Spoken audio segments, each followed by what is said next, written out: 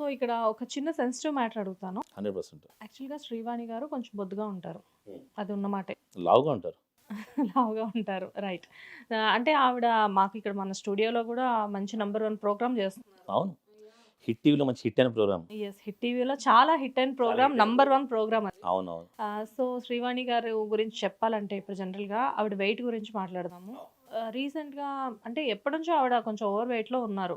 ఉండి ఎన్నో ప్రయత్నాలు చేశారు తగ్గడానికి. కాకపోతే ఎప్పుడు సీరియస్‌గా తీసుకోలేదు అన్నారు. నిజమేనా? అవును. నిజంగానే తీసుకునేది ఆహ్, మళ్ళీ ఒక 2 రోజులకి టెంప్ట్ అయిపోయింది. ఇప్పుడు మేము తింటుంటే టెంప్ట్ అయిపోయేదనమాట. తినేద్దాం ఏముందిలే రేపని చేద్దాం అని. మేము అదే టైపు. బిర్యానీ అయితే తినేద్దాం. మంచి పప్పు, బంగాళదుంప ఎప్పుడు చూస్తే అట్లా. కానీ మీరు వెయిట్ తగ్గారుగా మధ్యలో. నేను నైట్ రైస్ ఆపేసాననమాట యాక్చువల్‌గా. నేను లక్కీగా తగ్గాలిగా. నేను తగ్గాలని కాదు. నైట్ ఎందుకో నాకు పడుకునేటప్పుడు అన్నం, ఈ మసాలా ఇవి తింటుంటే నైట్ నిద్ర పట్టేది కాదనమాట. గొంతులో అంత కారంగా ఉండేది. ఇలా మెలుకువొచ్చేసేది. అందుకనే నైట్ అన్నం తినకూడదు, ఓన్లీ ఫ్రూట్స్ తిందాం అని చెప్పి డిసైడ్ అయ్యి ఒక 8 మంత్స్ నుంచి ఓన్లీ ఫ్రూట్స్ మీద ఉంటున్నాను. సో, అందుకని నేను నేచురల్‌గా ఇలా తగ్గాననమాట లక్కీగా. రెస్టారెంట్ స్టార్ట్ చేసి అన్ని ఫుడ్స్ చూసిన తర్వాత కూడా ఆ! పొద్దున్నే తింటాను. మా రెస్టారెంట్‌లో మధ్యాహ్నమే తింటాను. నైట్ ఓన్లీ ఫ్రూట్సే. ఇప్పటికి ద్రాక్ష పళ్ళు, జాంకాయ ఇవే. మరి మీరు ఫ్రూట్స్ తింటూ శ్రీవాణి గారికి అలవాటు చేయలేదా? అలవాటు మ్యాటర్ కాదు. శివాని రోజు అన్నం తినేసేది. ఏముంది? రాదు. నాకు మసాలాస్ ఎక్కువ పడదు. కారం ఎక్కువ పడదు మామూలుగా. అండ్ ఇన్ని రోజుల నుంచి లేనిది సడెన్‌గా ఆవిడ మొన్న యూట్యూబ్‌లో ఒక వ్లాగ్ చేశారు కదా! అవును. అంటే వెయిట్ తగ్గుతామని స్ట్రాంగ్‌గా డిసైడ్ అయ్యాను అని చెప్పేసి, అది మళ్ళీ సడెన్‌గా ఏంటి అది నిజంగా చెప్పాలంటే ఇది ఎక్కడ చెప్పలేదు ఇంకా. బ్యాంకాక్ వెళ్ళినప్పుడు అది చెప్పాను. ఆ వీడియోలో చెప్పాను కొంచెం. వీడియోలో శ్రీవాణి గారు చెప్పారు. అసలు కానీ డీటెయిల్డ్‌గా ఏం జరిగిందో మీరు చెప్పండి. యాక్చువల్లీ చెప్పాలంటే బ్యాంకాక్ వెళ్ళినప్పుడు నాకు నీళ్ళంటే భయం. నేను ఒడ్డు మీద ఉన్నాను. వీళ్ళందరూ వాటర్ గేమ్స్‌కి ఎళ్లారు లోపలికి. సముద్రం లోపలికి ఎళ్లారు మొత్తం. ఈ లేడీస్ అందరూ. పారాగ్లైడింగ్ అని, అండర్ వాటర్ అవి ఇవన్నీ ఉంటాయి కదా! Banana ride. సో, అందులో ఒక 2 రైడ్స్ ఏవో శ్రీవాణిని ఎక్కనీయలే. మేడం సారీ మీ వెయిట్‌కి ఇది అని పక్కన కూర్చోబెట్టారు. తను వాళ్ళ ముందు నవ్వుతూ అమ్మా అక్క నేను హర్ట్ అయ్యానక్క అని అంది గానీ, ఇండివిజువల్స్ చాలా బాధపడింది. ప్లస్ ఆ పారాగ్లైడింగ్ గూడా అది ల్యాండింగ్ మిస్ అయ్యి మళ్ళీ ఇంకో రౌండ్ ఎయాల్సొచ్చింది శ్రీవాణ్ణి. అంటే ఆ వెయిట్‌కి అది ల్యాండింగ్ అవ్వడానికి కుదరలేదనమాట. అలా దెబ్బతీసేసరికి అక్కడ కామెడీగా చెప్పేసింది. ఇండివిజువల్స్ చాలా బాధపడింది. ఏవండీ నా పరువు చాలా పోయిందసలు. వాళ్ళందరూ ఎళ్తుంటే నువ్వు వెయిట్ ఉన్నావు వద్దని చెప్పి పక్కకు లాగేశారు. నేను చాలా హర్ట్ అయ్యాను. ఇప్పుడు 100% తగ్గుతాను. తగ్గాలని అప్పుడు ఫిక్స్ అయింది.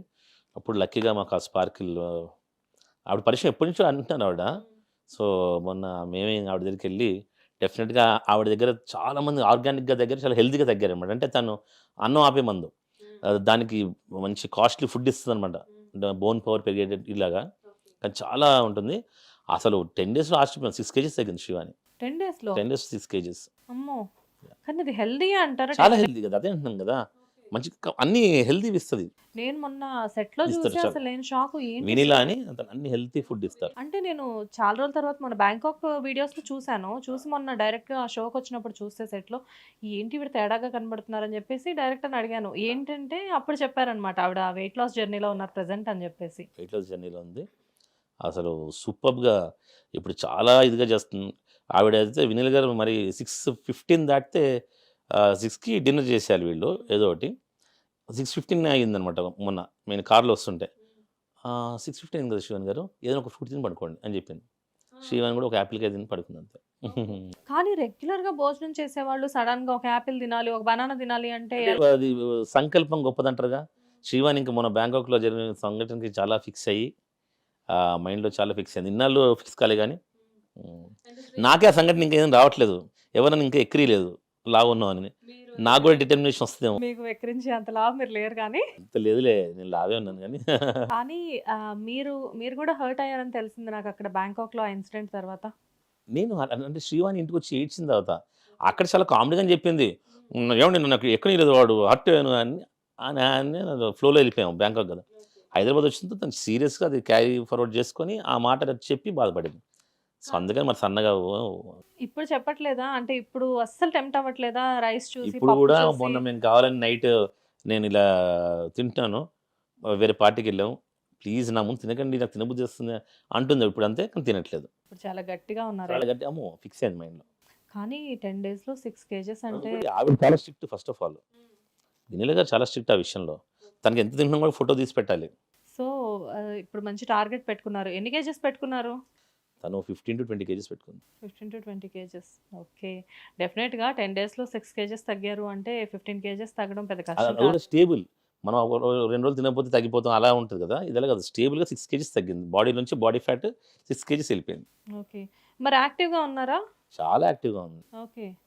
కానీ ఎలా అసలు మేనేజ్ ఇప్పుడు తను పాపం పొద్దున్నే లేచి షూట్‌కెళ్ళాలి. అక్కడ స్కెడ్యూల్స్ ఎలా ఉంటాయంటే 2:00కి తినాల్సింది 3 అవ్వచ్చు, 4 అవ్వచ్చు, ఎలా అయినా అవ్వచ్చు. కానీ ఇలాంటి టైం అలా ఉండదమ్మా. మన తెలుగు సీరియల్స్‌లో అలా ఉండదు లైఫ్. అలా ఉండదా? నువ్వు త్వరలోనే యాక్టింగ్ చెయ్యి. నిజంగా సీరియల్స్ చాలా మంచి లైఫ్ యాక్టింగ్ ఓకే. నేనేం పనికొస్తాలే అన్న. అయ్యో! డెఫినిట్‌గా ఎందుకు పనికిరావు మంచి. ఇంత బాగా యాక్టింగ్ చేస్తున్నావు నువ్వు. యాక్టింగ్ చేస్తున్నాను. దీన్ని యాంకరింగ్ అంటారు. యాంకరింగ్ కూడా యాక్టింగే. అవునా? చూసారా?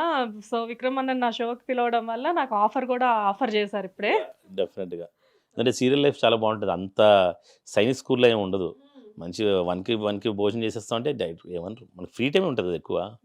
మన ఇష్టం అంత ఏమి 3 దాకా ఎవడు తినొద్దు, చండబంది బేయించు అట్లేమి ఉండవు. ఎవరిష్టం వాళ్ళది. అంటే జనరల్‌గా చాలామంది మీలాంటి సీనియర్ ఆర్టిస్టులు ఎలా అంటే కెమెరా ఐ మీన్ అంటే వన్స్ ఆ షూట్ ప్యాకప్ అయ్యే లోపు ఎంతైతే అంత త్వరగా చేసేద్దాం అని చెప్పేసేసి ఆ ఇదిలో ఉంటారు అని చెప్పేసి విన్నాను నేను. ముందు షూట్‌కి ప్రయారిటీ ఎక్కువిచ్చి మిగతావన్నీ కూడా ముందు షూట్ కంప్లీట్ చేసేద్దాంలే, ఈ షాట్ కంప్లీట్ చేసేసేయి అని చెప్తూ ఉంటారు కదా! డైలీ సీరియల్స్ కదా! డైలీ సీరియల్స్ చాలా ఛానల్‌కెళ్ళాలి. టెలికాస్ట్ ప్రాబ్లమ్స్ ఉంటాయి. ఫాస్ట్ షూట్ చేయాలి. సో, టోటల్ మీ లైఫ్ మొత్తంలో మీకు బాగా సాటిస్ఫాక్షన్ ఇచ్చిన ఒక ఇన్సిడెంట్ లైక్ అంటే డిఫరెంట్ రోల్స్ మీరు ప్లే చేస్తున్నారు కదా మీ లైఫ్‌లో. సో, మీకు అన్నిటికంటే కూడా నాకు ఇది చాలా బావుంది, హార్ట్‌ఫుల్‌గా అని చెప్పేసి అనిపించిన ఏంటి ఇన్సిడెంట్? నేను ఏదైనా చేస్తే దాన్ని నేను ఫస్ట్ ప్రేమిస్తాను. సో, అందుకని నాకు ఒకటనంటూ ఉండదు. నేను ఏం చేసినా సరే నేను హ్యాపీగా నాకు ఏదైనా నచ్చకపోతే అది వెంటనే వదిలేస్తాను నేను. ఓకే. అలా. సో, నేను ఫోక్ డాన్సెస్ చేశాను. ఒక 4 ఇయర్స్ ఒక 120 సాంగ్స్ చేశాను. అప్పుడు జానపదాలంటే చాలా ఇష్టం ఉండేది. అంతకుముందు యాంకరింగ్ చేశాను. యాంకర్ అంటే చాలా ఇష్టం. అలా డాన్స్ షోస్ చేశాను. సీరియల్ యాక్టింగ్ చేశాను. సీరియల్ యాక్టింగ్ అంటే చాలా ఇష్టం. ఇలా నాకు అన్నీ ఇష్టమే. సో, అన్ని జర్నీస్ బిజినెస్ ఇష్టం. చేస్తున్నారు ఇప్పుడు. బిజినెస్ చేస్తున్నాను. బిజినెస్‌లో కూడా ఒక కిక్ ఉంది. అది ఇష్టం. హ్మ్. అండ్ బిజినెస్‌లో కిక్ ఉంది. బిజినెస్ మీరు చాలా ప్యాషన్‌తో స్టార్ట్ చేశారు. అవును. ఎందుకంటే ఎప్పటినుంచో అనుకున్న డ్రీమ్‌ని అవును. ఇప్పుడు మీరు ఫుల్‌ఫిల్ చేయగలిగారు. అది కూడా కంప్లీట్ సాటిస్ఫాక్షన్‌తో చాలా రిచ్‌గా, చాలా గ్రాండ్‌గా స్టార్ట్ చేశారు రెస్టారెంట్‌ని. అవును. సో, అన్నిటికంటే కూడా మీ ప్రయారిటీ ఫస్ట్ దేనికి అంటే ఏదైనా చెప్తారా? ఆహ్, శ్రీవాణి గారికని చెప్పకండి. ఆ! మీ బిజినెస్ ఐ మీన్ మీ వర్క్, మీ బిజినెస్ వీటిల్లో. నా ప్రెజెంట్ ప్రియారిటీ ఏమో మా పాపనే నందినియే. తను ఒక మంచి ఆర్టిస్ట్‌ని చేయాలి. ఓకే.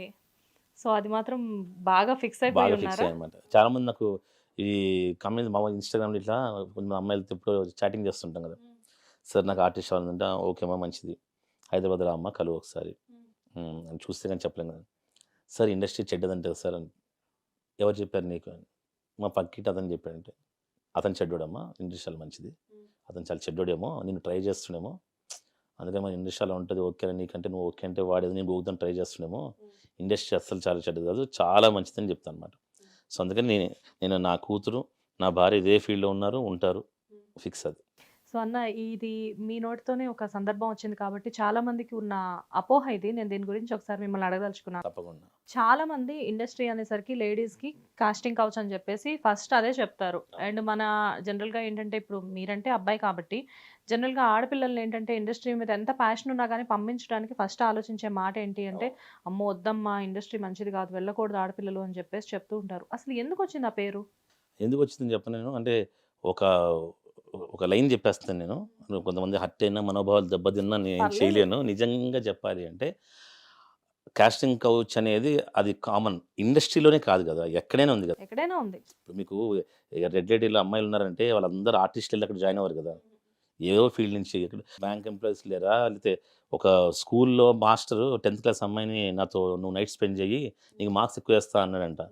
మరి ఇంక పిల్లలందరిని స్కూల్ మానిపిచ్చేద్దాం. స్కూల్‌లో అన్నీ అలానే ఉన్నాయేమో. స్కూల్ ప్రిన్సిపల్ అందరూ అలానే ఉన్నారేమో. అలా కాదు కదా! సో, అలా ఇండస్ట్రీలో కూడా ఎవరో ఒకరు అబ్బాయిలు ఉండడం వల్ల ఇండస్ట్రీని అంటారు. అది మెయిన్ ఏంటంటే మనది పబ్లిసిటీ ఇండస్ట్రీ కదా! సో, అందుకని first glamour field. Glamour field. So, personal ఎవరు తెలీదు కదా! ఇప్పుడు ఎవరో ఒక స్కూల్‌లో టీచరు ఎవరికో లింక్ పెట్టుకుందబ్బా! ఆమె గురించి ఎవరు మాట్లాడుకుంటారు? మీడియా కూడా ఎందుకు కవర్ చేస్తది? సో, అదే ఒక ఆర్టిస్టు అలా అనమాట. సో, నేను ఇంకోటి చెప్తాను కాస్టింగ్ కౌచ్ అని ఏంటంటే టాలెంట్ లేని అమ్మాయిలు మాత్రమే టాలెంట్ ఉంటే నా టాలెంట్‌ని తీసుకొని డబ్బులియ్యి అంటారు. టాలెంట్ లేని వాళ్ళు మాత్రమే నేను నీతో స్పెండ్ చేస్తా అంటారు. సో, కాస్టింగ్ మరి ఏ అబ్బాయి ఎవరిని బతిమాలడు. ఏ అమ్మాయి కూడా ఎవరిని ఏముండదు. 100% నేను కాస్టింగ్ కౌచ్‌లో ఇరుక్కున్నాం ఇలా అంటే మాత్రం అది ఆ అమ్మాయిదే తప్పు 100%. ఎందుకంటే ఆ అమ్మాయికి టాలెంట్ లేకపోతే ఈ ఫీల్డ్‌కి రావద్దు ఫస్ట్ ఆఫ్ ఆల్. టాలెంట్ ఉన్న అమ్మాయిని ఎవ్వరు అలా అడగరు. అంత అంత చీప్‌గా చూడరు అని చెప్పి నా గట్టి నమ్మకం అనమాట. ఎందుకంటే ఇండస్ట్రీలో ఇంత కాలం నుంచి ఉన్న మీరే మీ కూతుర్నే ఇండస్ట్రీకి ఇంట్రడ్యూస్ చేస్తా అని క్లియర్‌గా చెప్తున్నారు అంటే ఎవరు కూడా ఇది సేఫ్ కాదు అనుకుంటే ఎందుకు పంపిస్తాం? నా కూతురు కదా! ఆల్రెడీ భార్య ఎన్ని సంవత్సరాలు బట్టి చూస్తున్నారు మీరు భార్యని. నేను అదంటే ఇంకోటి నందిని కూడా టాలెంట్ ఉంది కాబట్టి. అదే టాలెంట్ లేకపోతే నేను చెప్తా పిచ్చిదాన్ని చేసి టాలెంట్ లేకపోతే ఇక్కడ ఎవరు దేకరే. నీకు టాలెంట్ ఉందనుకో, అమ్మ నాకు ప్లీజ్ మీరు చేయాలి ఈ క్యారెక్టర్ అని అడుగుతారు. నీకు టాలెంట్ లేదనుకో, నైట్ పబ్‌కి వస్తావా నీకు క్యారెక్టర్ ఇస్తా అంటాడు. కామన్ కదా! అలా అందుకని సో, ఇక్కడ టాలెంట్ ఉంటే మాత్రం డెఫినెట్‌గా ఆ అమ్మాయికి చాలా సేఫెస్ట్ ప్లేసు. కానీ నిజంగా టాలెంట్ ఉంది, యాక్టింగ్ స్కిల్స్ ఉంటే the best place. And life అంతా చాలా ఎంజాయ్ చేస్తానన్నమాట ఆర్టిస్ట్‌గా. ఇందులో ఆర్టిస్ట్‌గా లైఫ్ ఎంజాయ్ చేసుకుంటూ పెరగొచ్చు. ఓకే. బయటికెళ్తే ఒక సెలబ్రిటీ స్టేటస్ ఉంటుంది. 100% కదా! అంతా ఎంజాయ్ చేయొచ్చు కదా! ఇప్పుడు ఒక పక్కింట్లో అమ్మాయి ఉంది, ట్రై చేస్తుంది యాక్టింగ్ ఛాన్స్. చుట్టుపక్కల ఇళ్ళ వాళ్ళందరూ ఏమంటారు? ఆమె సినిమాలు చేస్తుంది, అర్ధరాత్రులు వస్తది, 11కి ఎవడో దింపెళ్తాడు అంటారు. ఆమె నిజంగా టాలెంట్‌తో 2, 3 సీరియల్స్‌లో హీరోయిన్‌గా ఫేమస్ అయిందనుకోండి, మా ఇంటికి భోజనానికి వస్తారని చెప్పి ఫస్ట్ ఇన్విటేషన్ కార్డ్ ఆవిడకే ఇస్తారు. అంతే ఆబ్వియస్‌గా. అవును. ఆమె మా ఇంటి ఎదురుగా ఉంటది ఆవిడ. అయ్యో! ఆ హీరోయిన్ మా దగ్గరే ఉంటది అని చెప్పుకుంటారు. అంటే ఇక్కడ ఏంటంటే ట్రైయింగ్ దశలో అందరు నలుగురు మాట్లాడుకుంటారండి.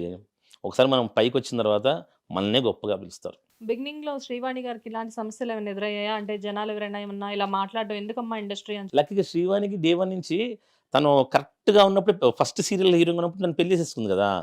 సో, తను యాక్టింగ్ కన్నా ఎక్కువ నాకు ప్రాధాన్యత ఇచ్చినట్టు కదా! అంటే తన కెరీర్ నేను ఇంకో 2, 3 సీరియల్స్ చేయని అట్లా అనలే.